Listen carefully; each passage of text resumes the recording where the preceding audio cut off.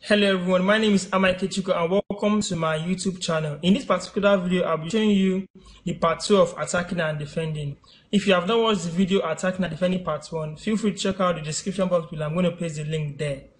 So over to the screen right now, we have a position displayed on the screen right now, and let's see how white can play to take advantage of the position on the screen. Good.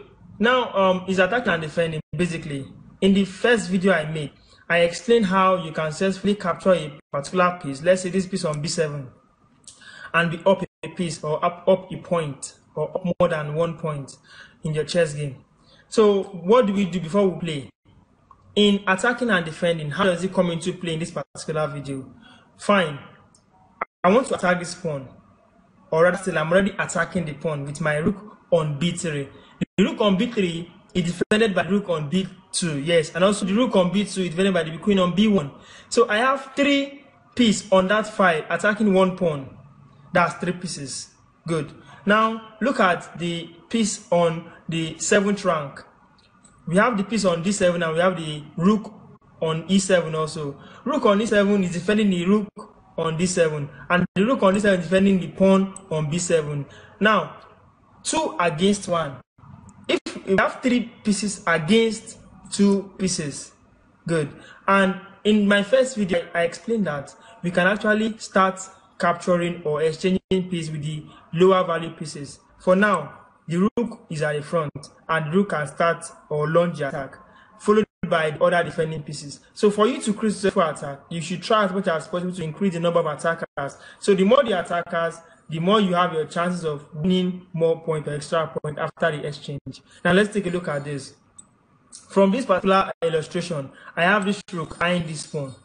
In my head, if rook captures pawn, rook captures rook, rook captures rook, this particular rook captures the second rook, then rook captures rook and queen.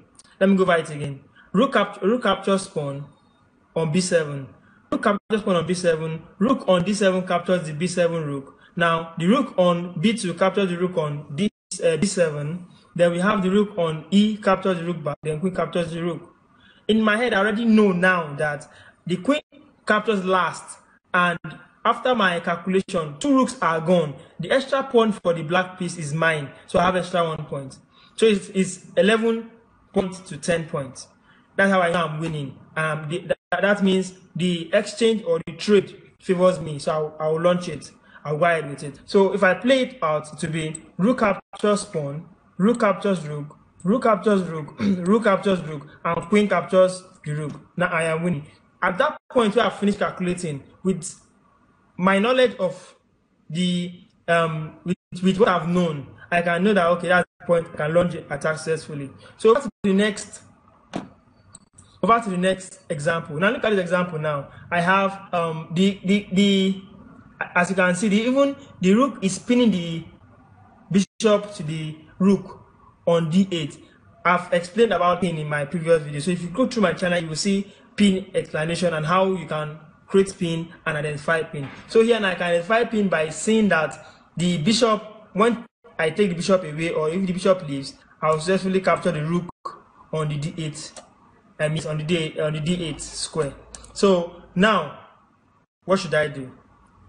Based on attacking and defending, I've dropped a notion where after exchange you can get extra point. But this, before we make this exchange, let's calculate. If knight takes bishop and pawn takes knight, you see the pawn is guarded by the rook. So my rook cannot just capture, I'll lose piece.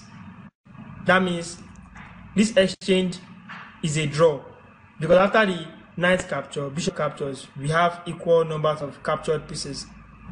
Fine. So in this particular period, or at this stage now, I won't just launch the attack.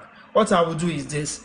I will simply play a nice move where I move my knight to a nice square, preparing for this particular pawn coming over to attack the bishop, so I can take the rook.